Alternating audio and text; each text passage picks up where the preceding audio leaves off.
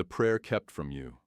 Rudolf Steiner believed there was a prayer even more essential than the Lord's Prayer, but you've probably never heard of it. No priest will ever mention it. It's not part of any church service. No religious institution teaches it. Why has this source of power been hidden from you? Because it teaches you to build your own spiritual power. Without intermediaries, without institutional control, it sets you free. And free spirits are difficult to control. This prayer does not work through external miracles or dramatic interventions. It changes something fundamental in the structure of your soul. It dissolves paralyzing fear, creates unshakable inner peace, and strengthens an unbreakable sense of self under pressure. Steiner described this as the strongest protection against the fragmentation of the inner self, against the fragmentation caused by the modern world in sensitive souls. What you are about to discover is not a poetic philosophy. It is spiritual technology.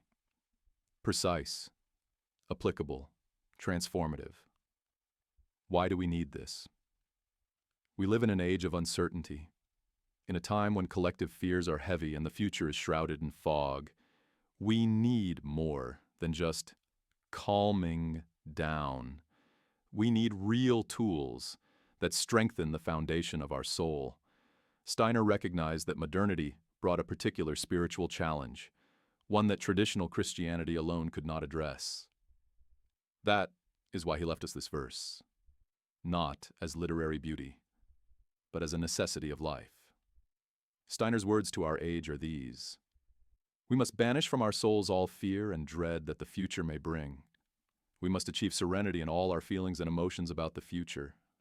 Whatever happens, we must look to the future with absolute calm. And we must think that everything that comes to us is given by a world orientation filled with wisdom. This is also part of what we must learn in this age, to live with pure trust, without any assurance in existence, to trust in the ever-present help of the spiritual world. In truth, if we have no courage, nothing has value. We will discipline our will and seek inner awakening every morning and every evening. Every syllable carries a precise instruction for the transformation of the soul. This is not a poem. This is a plan, a spiritual engineering plan waiting to be implemented. If you simply find these words beautiful and move on, nothing will change. But if you apply them in your daily life, you will notice that the fundamental structure of your inner world is quietly reshaped. The difference is not in the words, but in what you do with them. How does this prayer affect your soul? From the perspective of anthroposophical teaching, this verse is not merely mental repetition. It's a form of inner work that directly penetrates the supersensible layers of the human being. The etheric body, the carrier of life energies, rhythms, and memory, is strengthened and harmonized by its attentive recitation. The astral body, the main center of emotions and impulses, is purified of chaotic fear impulses and becomes clear through the effect of these words. And the immortal core, the self, gains the power to consciously integrate itself into the flow of incarnation. This transformation does not occur through mental understanding alone. This transformation does not occur through intellectual understanding alone. It occurs through the repeated permeation of the components of the soul with the content of the verse. Literally, you are reshaping your inner structure. Two paths, surrender and power. Steiner made a clear distinction between two spiritual paths. He sees the Lord's Prayer as fundamentally a prayer of conscious surrender to the divine. The words, "Thy will be done," teach humility and openness to higher guidance. This stance attunes the soul to cosmic creative forces and makes it receptive. The Michael verse, on the other hand, is a completely different approach. It aims to strengthen the soul. It seeks development, not surrender. Instead of waiting for protection from outside, it teaches the awakening of one's own inner strength. We must cast out. We must acquire. We must discipline. These expressions indicate conscious action, not passive dependence. Therefore, the Michael Ayeti does not make humans more dependent on the divine. It allows the divine to manifest more effectively on earth through an empowered self. It allows the divine to manifest more effectively on earth through an empowered self. Modern times demand that humans be equipped with the courage to endure existential emptiness, maintain their balance in the midst of chaos, and be able to trust without material proof. The Lord's Prayer invites humans to trust in God, while the Michael verse teaches us to trust in the Spirit when God seems absent. When there's no answer, when the silence is unbearable, when the sky seems empty, both prayers complement each other. The Lord's Prayer develops devotion and openness to God. Michael's verse develops courage and the strengthening of the self. A spiritually mature soul needs both: humility to surrender and strength to carry oneself. So why do churches teach one and forget the other? Because traditional institutions value dependence, obedience, and the necessity of intermediaries. The Lord's Prayer reinforces this structure. The Michaelic verse develops spiritual autonomy, and autonomous spirits do not need religious authorities to reach the Spirit. They themselves are a passageway. First pillar: eliminating fear. Steiner begins with fear, as it is the central spiritual illness of modernity. We must banish from our souls every fear and dread that the future may bring. He saw fear of the future as the most destructive force of the materialistic age, more dangerous than doubt, more paralyzing than grief. Fear is not just an unpleasant feeling. It is a force that erodes the etheric body. It shatters the astral body. It paralyzes the self. If you live in chronic fear of the future, your life force is depleted. Your soul loses its coherence. Your self cannot grow stronger. Fear is an open door for destructive forces that enter your weakness and deepen it. Natural fear and existential anxiety. Steiner distinguished between instinctive fear, which protects the body from real dangers, and future fear, which paralyzes the soul in the face of something that does not yet exist. Fearing a wild animal saves you. Fear of future unemployment destroys you right now, in this moment, when in fact, you are safe. The more materialistic a society becomes, the more anxious its members live. When you believe only the material world exists, every threat to material security becomes an existential threat. You lose the perspective that shows the essence of the soul cannot be destroyed by external crises. Your essence is untouchable, but those who forget this tremble at every economic shock, every political uncertainty, every change. Truly eliminating fear. Steiner does not suggest suppressing fear or pretending it does not exist. He suggests eliminating it through spiritual insight, accepting that every soul is guided by conscious guidance, that there is no blind chance, that every event has meaning in the context of your spiritual evolution. This acceptance is not just a thought. When felt, fear loses its root. You realize, whatever happens, it serves your development. The anthroposophical worldview shows that before incarnation, we charted our path of life together with spiritual beings. Not every detail is predetermined. However, major challenges, karmic encounters, and turning points are chosen. Your soul knew what trials were coming before entering this life. It chose them because it can grow through them.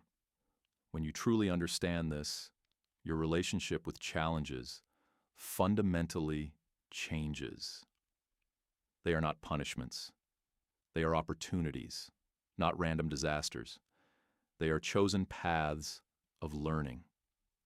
This perspective eliminates fear not by suppressing it, but by giving it meaning. You no longer fear the future because you know a part of you chose this in order to mature. Second pillar, gaining peace. We must gain peace in all our feelings and emotions about the future. Peace is not passivity. It is not surrender. It is the ability to observe an uncertain future without panic. It is accepting impermanence without scattering. Calmness is not weakness. It is strength. It is the opposite of indifference. It is an alert, serene presence while the world moves. Third pillar, developing a sense of equanimity. No matter what happens, we must look ahead with a sense of absolute equanimity. A sense of equanimity is not a cold distance. It is the ability to remain centered within oneself while the external world moves. It is seeing gains and losses with the same inner clarity, without being carried away by either. Calmness means that your inner peace is not dependent on external circumstances. You do not rejoice when things go well, nor are you devastated when they go badly. You remain where you are. You observe. You know. This too shall pass. Fourth pillar, trusting wise guidance. And we must think that everything that comes to us is given by a world orientation filled with wisdom. The radical essence of this verse lies here. Trust that there are no coincidences. Trust that every event, no matter how painful, has meaning in the broader context of your soul's evolution. Nothing happens by chance. Everything is part of the path your soul chose before incarnation to grow, learn, and mature. Why does Steiner say, just think? He doesn't say also think or consider the possibility. Just is an absolute instruction for mental discipline. When your mind starts creating disaster scenarios, you consciously cut it off. You return to trusting spiritual guidance. You train your mind to embrace only this single perspective. Everything else distracts you. It is deception. It is self-destruction. How do the four pillars support each other? These pillars build themselves progressively. First, you eliminate fear by recognizing spiritual guidance. Second, this awareness develops tranquility. Third, tranquility transforms into serenity. Fourth, serenity creates unshakable confidence. Each stage brings the next one along with it. This is not a leap. It is a process of construction, the architecture of the soul, the absolute necessity of courage. In truth, without courage, nothing has value. Steiner leaves no room for a soft interpretation. Without courage, nothing works. Neither spiritual knowledge, nor meditation practice, nor good intentions. Courage is the absolute foundation. It is the power that sets all other powers in motion. Without courage, no matter how much you know, you are paralyzed. What is spiritual courage? It is not the absence of fear. It is the ability to act, think, and feel, even when fear is present. Courage does not mean not feeling fear. Courage means feeling fear and taking the next step anyway. It is accepting uncertainty and still trusting the Spirit. It is seeing the precipice and still moving forward, not because you are foolish, because you know the essence within you cannot fall. Why does our age require a special kind of courage? Steiner predicted that the 20th and 21st centuries would be periods of increasing pressure on individuality, mass propaganda, emotional manipulation, compulsory social conformity, instrumentalized collective fear. Remaining true to your own self in the midst of collective chaos requires a courage that does not stem from instinct. This courage comes from a conscious decision, chosen courage, not reflex. Modernity's greatest courage is not physical. It is intellectual and spiritual. Thinking for yourself while everyone else repeats ready-made narratives takes courage. Questioning collective certainties takes courage. Defending your inner truth when the whole world says otherwise takes courage. This courage is rare, and it is the most valuable thing you can develop. Courage and karmic growth. Without courage, the soul does not grow. It gets stuck in comfort zones. It repeats old patterns. It avoids the challenges necessary for maturation. Karma offers opportunities for growth through challenges. But if you lack the courage to face them, karma accumulates and becomes heavy. The lessons you avoid always await you. They return until you are ready to face them. From the perspective of the consciousness spirit, which Steiner defined as the spiritual quality of our age, it becomes clear why courage is of central importance. The consciousness spirit develops by directly encountering reality. Without the buffers of traditional authorities or collective assurances, you must stand alone. You must become aware for yourself. You must judge independently. This capacity can only emerge through courage. Those who remain dependent on external authorities, who are afraid to think and decide for themselves, cannot develop the spirit of consciousness. The age demands that you mature spiritually, that you establish your own relationship with the spirit without intermediaries, without guarantees. And this maturation requires more courage than previous stages of human development. Disciplining the will. We will discipline our will and seek inner awakening every morning and every evening. Steiner departs from philosophy and moves to concrete application. This prayer is not for admiration, it is for daily life. Ritual, discipline. For Steiner, disciplining the will does not simply mean willpower. It means the ability to align your actions with your deepest intentions, to act from yourself, not from automatic impulses or external pressures.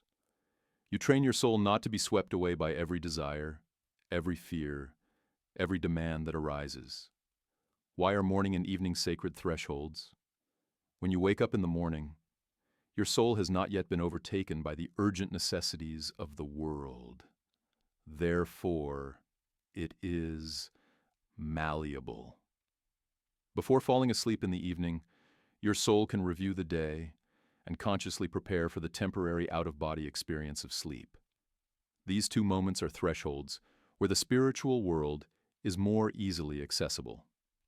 Consciousness is neither completely here nor completely there. It is permeable. How should you read the morning verse? Read the verse immediately after waking up, without looking at your phone or thinking about daily tasks. Read it in a calm rhythm, internalizing the sentences. Do not repeat mechanically.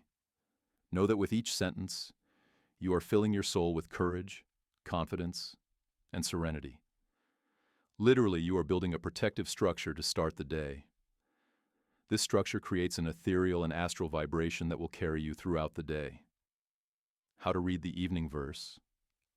After reviewing the day without judgment, read the verse before going to sleep. This practice is necessary to melt away accumulated fears and prepare the soul for a protective sleep. When you sleep in spiritual security, you ascend to the higher realms of the spiritual world throughout the night. When you sleep in fear, you remain trapped in the lower layers of the astral plane, where disturbing forces reside. The state of sleep determines where you will journey at night and what experiences you will bring back from there. The gradual formation of inner protection. This prayer does not create instant miracles. It functions as a daily spiritual practice. Each conscious repetition deepens the imprint in the etheric body. Through weeks and months of practice, a transformation occurs. Fear gradually loses its power. Anxiety is no longer dominant. A fundamental calm remains even in the midst of chaos. You won't notice it in a day, but when you look back, you'll realize you are no longer the same spirit. Why is rhythm more important than intensity? Rhythmic repetition is decisive because it works with the cosmic rhythms that surround human life. Steiner taught that rhythm is more important than intensity in spiritual development. It is better to practice 10 minutes every day than 3 hours once a month. Rhythm creates stable structures in the higher bodies. Irregular intensity, on the other hand, only produces temporary effects. Morning corresponds to cosmic inhalation, the soul's immersion into the physical world. Evening corresponds to cosmic exhalation, withdrawal into the spiritual world. By consciously using these transitions, you support the natural processes of healing and strengthening that are already taking place. You work with cosmic forces, not against them. What changes when you practice daily? When you practice this verse daily, a fundamental transformation occurs. You no longer need external guarantees to exist.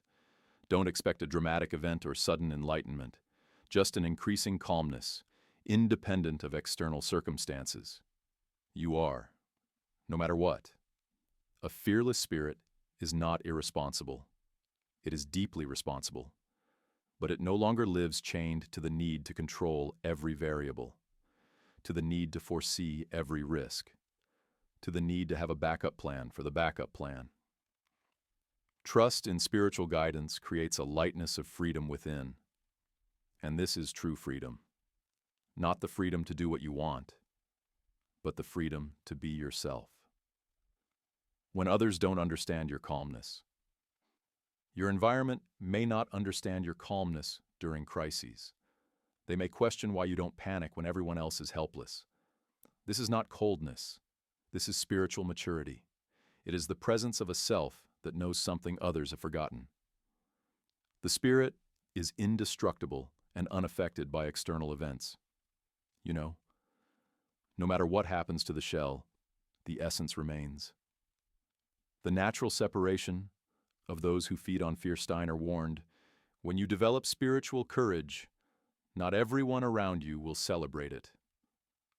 Those who feed on drama, who feed on the fear of others, who manipulate through anxiety, instinctively sense that you are no longer fertile ground.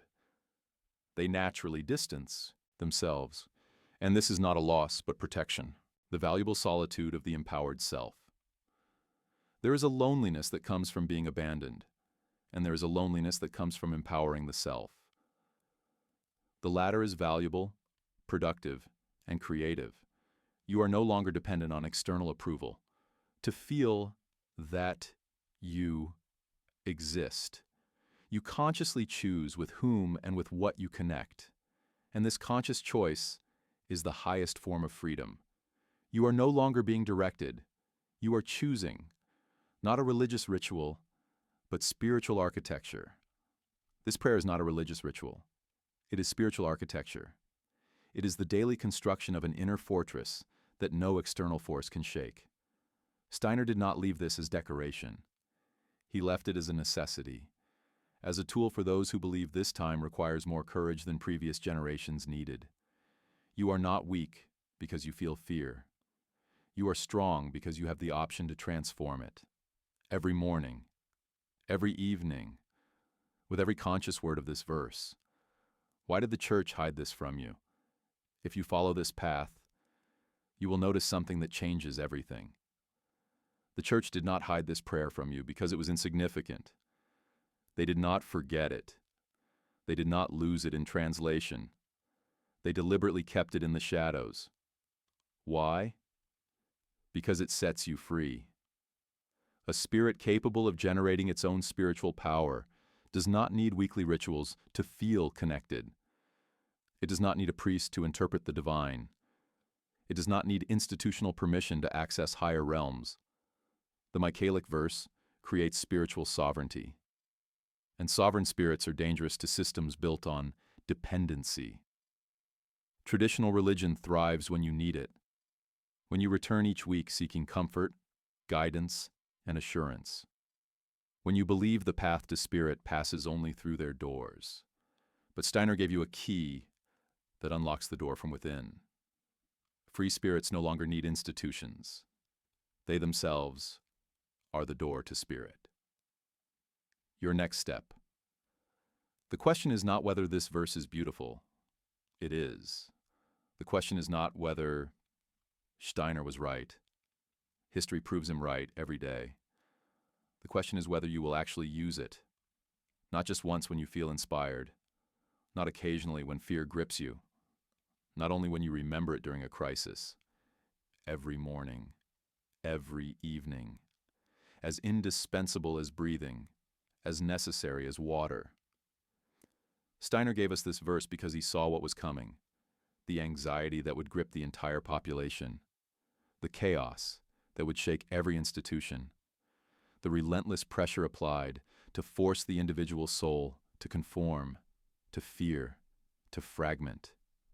He knew we wouldn't just need relief, more than philosophy, more than beautiful ideas that inspire awe. We would need tools, practical, daily, transformative. This is your tool. It was waiting for you. Perhaps your entire life. The only question left, will you take it?